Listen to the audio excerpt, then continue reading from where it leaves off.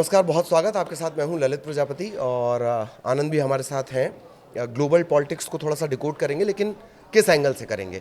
दरअसल फ़लस्तीन को लेकर ऐसा लग रहा है कि 24 घंटे में या अचानक से एक पूरा समीकरण बदलता नज़र आ रहा है फ़लस्तीन को लेकर, मान्यता देने को लेकर। तो 24 घंटे में ही 4 देशों ने समर्थन किया है। ब्रिटेन की तरफ से तो धमकी भी आ गई है। जो वहाँ की विदेश मंत्री हैं कुवट, उन्होंने धमकी टाइप से कह दिया है कि आप जो है इस तरह की घटनाएं वहाँ नहीं करेंगे। खैर, आसान तरीके से समझेंगे। सबसे पहले फ़लस्तीन को लेकर विश्व बिरादरी में हो क्या रहा है, ये समझाइए। बिल्कुल, देखिए फ़िलिस्तीन को जो इज़राइल है वो नहीं चाहता है कि फ़िलिस्तीन एक आज़ाद देश बने।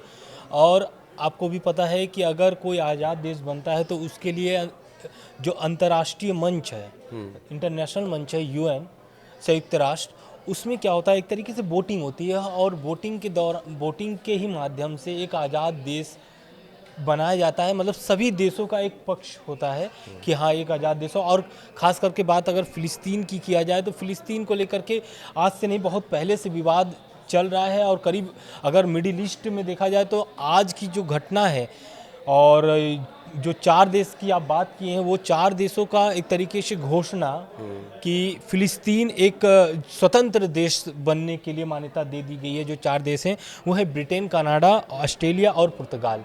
इन चारों देशों ने जो फैसला लिया है, मिडिल ईस्ट में एक तरीके से हड़कंप मच गया है। खास करके इजराइल और अमेरिका की इसमें परेशानी बढ़ गई है, क्योंकि इजराइल और अमेरिका आपको पता यही है दोनों कि अलग खड़े नजर आ रहे हैं बिल्कुल बिल्कुल। और इन्हीं दोनों का अभी तक एक तरीके से इजराइल के पक्ष में बात नहीं करके, खास करके इजराइल तो कतई नहीं बात करेगा। एक बार अमेरिका कर भी सकता है आने वाले समय में।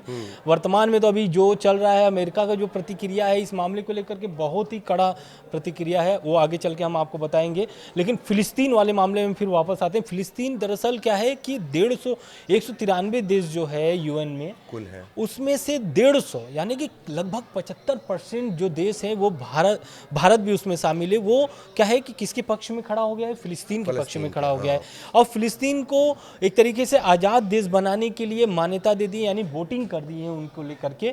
तो कहीं ना कहीं फ़िलिस्तीन के लिए तो अच्छी बात है, लेकिन अब इस पर इजराइल की जो प्रतिक्रिया आ रही है सामने, क्योंकि ये जो 4 देश हैं, इस 4 देश के बाद से नेतन्याहू का जो बयान आया है वो बहुत एक तरीके से उसको हम ये बोल सकते हैं कि धमकी भरा बयान है। क्योंकि वो बता रहे हैं इन चारों देशों के समर्थन के बाद कि फ़िलिस्तीन को आतंकवादी देश बताते हुए उन्होंने बोला है कि ये एक तरीके से आप आतंकवाद को बढ़ावा दे रहे हैं, आतंकवाद के बढ़ावा दे रहे हैं। और खास करके जॉर्डन की जो नदी है वहाँ पर पश्चिमी देश किसी देश को स्वीकार नहीं करेगा। मतलब पश्चिम जो देश है वो किसी को स्वीकार नहीं करेगा, यानी कि इजराइल जो है फ़िलिस्तीन को कभी भी आज़ाद देश के रूप में स्वीकार नहीं कर सकता है।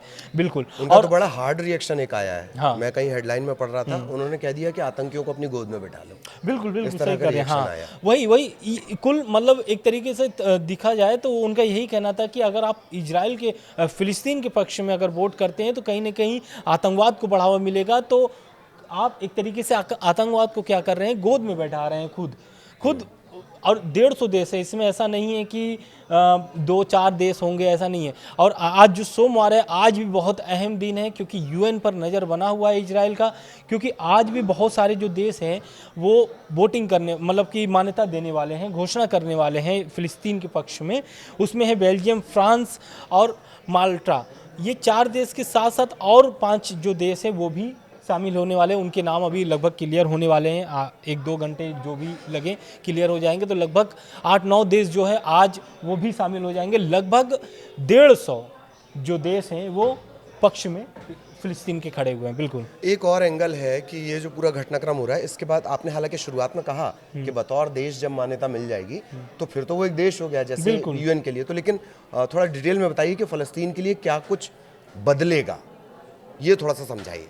देखिए, जब फ़िलिस्तीन जब एक आज़ाद देश के रूप में स्थापित हो जाएगा तो कहीं ना कहीं इजराइल को इसमें बहुत ज़्यादा एक तरीके से नुकसान सहना पड़ेगा। क्यों? क्योंकि इजराइल भी जानता है अगर फ़िलिस्तीन एक आज़ाद देश बनता है तो वहाँ एक तरीके से एक नए तरीके से एक पॉलिटिकल क्या बोलते हैं उसको, पॉलिटिकल एक मजबूत देश बनेगा, तो वहाँ पर क्या होगा, लोग अपनी बातों को पॉलिटिकल रखेंगे मजबूती आएगी, और यूएन में लिस्टेड हो जाएगा, लिस्टेड हो जाएंगे, तो यूएन में अपनी बातें वो रख सकेंगे, आर्थिक मदद मिलेगी, रेड क्रॉस की डायरेक्ट एंट्री मिलेगी, बिल्कुल। और जो भी मदद बतौर एक देश मिलनी चाहिए, क्योंकि अभी देश की मान्यता नहीं है, तो बतौर एक देश को जो जो फैसिलिटीज मिलती हैं पूरी दुनिया की तरफ से, चाहे वो ह्यूमैनिटी के एंगल से हो, कर्जे के तौर पर हो, वो सब उसको मिलने लगे, मोटा मोटी यही समझा जाए। बिल्कुल बिल्कुल। मैं अगला जो स्टेज हम चाह रहे हैं, इजराइल का रिएक्शन। आपने थोड़ा बहुत तो बताया, नेतन्याहू वो हो गए, नाराज हो गए बहुत ज़्यादा, लेकिन इजराइल का थोड़ा सा और रिएक्शन हम चाहेंगे। ये बात सही है, आप कह रहे हैं कि इजराइल ज़ाहिरा तौर पर विरोध करेगा, सारा रायता उसी का फैलाया हुआ है, लेकिन और क्या कुछ इजराइल कह रहा है इसे लेकर? देखिए, इजराइल अभी क्या है कि आपको पता है कि सीज फायर टूट चुका है और लगातार इजराइल की तरफ से हमले हो रहे हैं गाजा पे। अभी वेस्ट बैंक पर भी ऐसी खबरें सामने आ रही है कि वेस्ट बैंक पर कुछ हिस्सों पर इजराइल के कब्जा हो चुका है वहाँ पर। तो कहीं ना कहीं वेस्ट बैंक पर अगर कब्जा करता है तो इजराइल, जहाँ पर हमास का ठिकाने, मतलब एक तरीके से जो इजराइल दावा करता है कि जो हमास के ठिकाने हैं वो वेस्ट बैंक में अधिक है और वेस्ट बैंक को नियंत्रण करता है हमास। तो पूरा एक तरीके से जो इजराइल का अगर इस मामले को लेकर के प्रतिक्रिया दिया जाए तो उसका कहना है कि हमास को जड़ से जड़ ख़त्म करना है, जड़ से ख़त्म करना है। और इसमें इसी को अगर हम लगा करके देखें अमेरिका का बयान भी, तो अमेरिका भी यही कह रहा है और अमेरिका के एक प्रवक्ता हैं, उनका भी एक इस पर बयान आता है इस मामले को लेकर के कि इजराइल और हमास जो वाली लड़ाई जो चल रही है ये आने वाले समय में और विकराल रूप ले सकती है इस सब मामले को लेकर के, क्योंकि इजराइल इस मामले को लेकर के 1% उसको क्या बोलते हैं स्वीकार नहीं कर सकता कसम है। खा चुका है ना कि जब तक मैं हमास को खत्म नहीं करूंगा, हमास के नाम पे वो कहीं पर भी हमला कर सकता है। एक बात और है कि अमेरिका का रिएक्शन नहीं, मैं आपसे समझना चाह रहा हूँ कि एक पॉइंट नंबर 1 तो इस तरह तो इजराइल अलग थलग पड़ जाएगा। पॉइंट नंबर 2 कि आप बिजनेस पार्टनर कतर दोहा पर हमला कर देते हैं, अमेरिका के बिजनेस पार्टनर पर, उसके ठीक बाद आपके विदेश मंत्री चले जाते हैं। बिल्कुल। और कोई देश करता तो ट्रंप आग बबूला हो गए होते। इजराइल के मामले में कहते हैं भाई देखो सब धैर्य से काम लेना, ठीक है। तो ये बताइए कि इस स्थिति तो में तो अमेरिका वो ठीक है सुपर पावर है, उससे इतर वो एक देश भी है, तो अमेरिका और इजराइल इस पूरे मामले में, फलस्तीन के मामले में अलग थलग पड़ते नजर आ रहे हैं। अगर 75% यूएन देश, हाँ, तो ये तो अलग थलग है। बिल्कुल। देखिए, दरअसल अभी कतर वाले मामले में भी आप देखें कि 50 से अधिक देश जो है बैठक किए थे मुस्लिम देशों ने, और इसी मामले को लेकर के कि अगर कतर पर हमला हो रहा है, क्योंकि कतर में अगर देखा जाए तो अमेरिकी बेस है, वहाँ पर एयर बेस है उनकी, और अगर पूरे मिडिल ईस्ट को अगर मॉनिटर करता है अमेरिका तो एक कतर ही उनका सेंटर है जहाँ से वो पूरे मिडिल ईस्ट को मॉनिटर करते हैं। लेकिन अब जो ये मामले को लेकर के अरब देशों ने जो बैठक की थी, इस बैठक के बाद इसमें ईरान को और ज़्यादा मजबूती मिली है, खास करके क्योंकि ईरान हमेशा से ये चाहता था कि फ़िलिस्तीन एक देश बने, अच्छा देश बने और खुद पर वो काम करना शुरू करे। जैसा कि आपने बोला है कि अगर एक आज़ाद देश के रूप में लिस्टेड हो जाता है तो उनको आर्थिक सहयोग मिलेगा, तमाम ग्रांट्स मिलने उनको शुरू बिल्कुल, हो और एक तरीके से वो अपनी बातें इंटरनेशनल लेवल पर आकर के कर सकते हैं, अपनी बातें रख सकते हैं। हालांकि इसमें इजराइल की परेशानियां बढ़ सकती हैं आने वाले समय में, क्योंकि 150 देश अगर उनके पक्ष में है, और ईरान इस मामले को लेकर के, ईरान अभी देखिए लगभग एक हफ्ते से अगर देखा जाए तो ईरान में भी बहुत सारी ऐसी गतिविधियां चल रही हैं कतर मामले को लेकर के भी, चाहे फिर ये बोटिंग वाला मामला हो यूएन में, या फिर उनका जो न्यूक्लियर प्रोग्राम IAEA वाला मामला हो।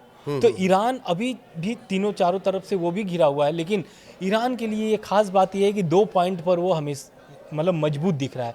पहला जो कतर पर हमला हुआ तो अब कतर से वो सीधे बातचीत करने के लिए तैयार है कि भाई आप आओ, हम सहयोग में खड़े हुए हैं, क्योंकि आपको पता है कि इजराइल और कतर और अमेरिका ये एक ही मंच पर दिखते थे, लेकिन इस हमले के बाद, और हमला क्यों हुआ, हमला इसलिए हुआ क्योंकि कतर क्या कर रहा था, कतर कर रहा था मध्यस्थता हमास और इजराइल का, और मध्यस्थता जाहिर सी बात है, कतर का इसमें बयान भी आया था कि अगर मध्यस्थता अगर कर रहा है तो जाहिर सी बात है हम हमास की जो लीडर्स का लीडर्स movement हैं होगा। वो मूवमेंट्स होंगे।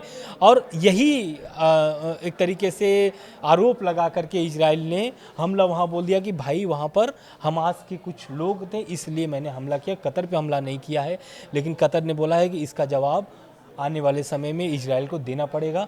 और रह गई बात फिलिस्तीन को मान्यता देने वाली बात, तो आज सोमवार है, आज भी लगभग 9 देश आज घोषणा करने वाले हैं, फिलिस्तीन को आज़ाद देश की मान्यता देने वाले हैं। बिल्कुल ठीक। अब एक और बड़ा घटनाक्रम हुआ है कि ब्रिटेन ने न सिर्फ मान्यता दी है, बल्कि जो ब्रिटेन की मंत्री है, मेरा ख्याल विदेश मंत्री, इनके नाम बहुत कठिन होते हैं भाई। मेरा नाम देखिए ललित प्रजापति, आनंद, कितना इजी नाम है। तो विदेश मंत्री जो है उन्होंने धमकी भी दी है कि खबरदार, इजराइल को बड़ी चेतावनी दी है। एक बड़ी ब्रेकिंग न्यूज़ भी है इसके बारे में, आनंद थोड़ा सा अगर आपको जानकारी हो तो। दरअसल यावेट कपूर हैं वो, उन्होंने इस मामले को लेकर के खास करके वेस्ट बैंक, जो मैंने आपको बात किया वेस्ट बैंक वाली बात, उस जहाँ पर हमास का बेस अभी भी है। हमास का वहाँ पर एक तरीके से कब्जा है। हमास वहाँ पे मॉनिटरिंग करता है, सारी चीज़ों को देखरेख करता है और वहीं से इजराइल पर हमला भी अधिक होते हैं। तो उसी मामले को लेकर के ब्रिटेन ने भी बोला है कि अगर वेस्ट बैंक, अगर इजराइल जो है वेस्ट बैंक पर जो हमला कर रहा है लगातार, और आपको पता है कि ब्रिटेन जो है वो इजराइल फिलिस्तीन के ही समर्थन में वोट किया है, और आज फ्रांस भी इस मामले को लेकर के वोट करने वाला मतलब है। ये बात सिर्फ इतनी नहीं रह गई है कि ब्रिटेन ने सिर्फ समर्थन कर दिया कि मैं आपके साथ हूँ, कोई बात नहीं, उसका तो अब एग्रेशन भी शुरू हो रहा है ना। अगर वहाँ का विदेश मंत्री ये बोल दे कि खबरदार, जो अब आपने उस इलाके में घुसने की कोशिश की है, हमले करने की कोशिश की, तो ये एक बड़ी बात है। बात सिर्फ समर्थन देने की नहीं, अब इसमें एग्रेशन है। ईरान का भी हमने समझ लिया। एक बात और जो मैंने शुरुआत में भी कहा था, अलग थलग पड़ता इजराइल, एक बात। दूसरी बात कि घर में बढ़ते प्रदर्शन नेतन्याहू के खिलाफ, हाँ। ये चीज़ें भी हो रही हैं। बिल्कुल, लेकिन देखिए अब यहाँ पर अगर इस मामले को अगर देखा जाए, अंदरूनी मामला जो इजराइल में चल अंदर रहा है, खाने, हाँ। अंदर खाने में, तो कहीं ना कहीं नेतन्याहू भी ये जान रहे हैं कि अगर फिलिस्तीन को पूरा फुल सपोर्ट मिल जाता है यूएन में और एक आज़ाद देश बन जाता है, तो जाहिर सी बात है उनकी कुर्सी पर जो है वो खतरा मंडराने लगेगा। क्योंकि ऑलरेडी आप देखे होंगे कि बहुत बार ऐसा हुआ है कि इजराइल में सड़कों पर लोग उतरे हैं, हजारों की संख्या में सड़कों पर उतर करके फिलिस्तीन नेतन्याहू के खिलाफ प्रदर्शन कर रहे हैं। लगातार चल रहे हो। बिल्कुल। और ये ऐसा नहीं है कि नेतन्याहू को हटाने के लिए सिर्फ इजराइल में, ऑस्ट्रेलिया के सिडनी में भी जो ब्रिज है उस पर भी लाखों लोगों की प्रदर्शन हुआ था नेतन्याहू के खिलाफ कि नेतन्याहू को अब सत्ता छोड़ देनी चाहिए, कुर्सी छोड़ देनी चाहिए। तो अब तो आने वाला ये मामला बताएगा कि क्या होने वाला है, क्या नेतन्याहू सच में अभी भी प्रधानमंत्री बने रहेंगे और लड़ाई जारी रहेगी, या फिर मान्यता मिलने के बाद इजराइल हमले कम कर देगा। क्या हमास और मजबूत हो रहा है? क्योंकि जाहिर सी बात है इजराइल का जो सबसे बड़ा आरोप है कि हमास को आप वोटिंग करके आतंकवाद को, यानी कि हमास को मजबूत कर रहे हैं, और हमास अगर मजबूत होता है तो ईरान भी मजबूत होगा। क्योंकि ईरान के जो प्रॉक्सी हैं इजराइल के इर्द गिर्द, तो वह है हिजबुल्ला, हूती और हमास। और सबसे ज़्यादा अगर कोई नुकसान पहुंचाता है तो उसमें वो है हमास। तो अगर वोटिंग मिलता है तो कहीं ना कहीं हमास अगर मजबूत होता है, तो अगर हमास मजबूत होगा तो जाहिर सी बात है नेतन्याहू की कुर्सी खतरे में तो दिख रही है। जाहिर तौर पर न सिर्फ नेतन्याहू की कुर्सी खतरे में दिखेगी, बल्कि जैसा कि आनंद बड़ा अच्छा डिकोड आपने किया कि ईरान के जो प्रॉक्सी हैं वो मजबूत होंगे, हमास मजबूत होगा, जाहिर तौर पर फंडिंग शुरू हो जाएगी। तो ये हमने फ़लस्तीन के इर्द गिर्द पूरी चर्चा की है, क्या इसका असर होगा। ये बड़ा अपडेट है कि यूएन का लगभग 75% जो देश हैं वो फ़लस्तीन के सपोर्ट में अब तक आ चुके हैं, और जो बड़ी शक्तियां हैं, ब्रिटेन हो गया, ये तमाम लोग आ चुके हैं। ब्रिटेन तो धमकियां तक देने लगा है। तो आगे भी जो इसका अपडेट होगा इससे जुड़ा हुआ, इसी तरह आसान शब्दों में हम आपको समझाएंगे। फिलहाल हम दोनों को इजाज़त दीजिए। नमस्कार। नमस्कार।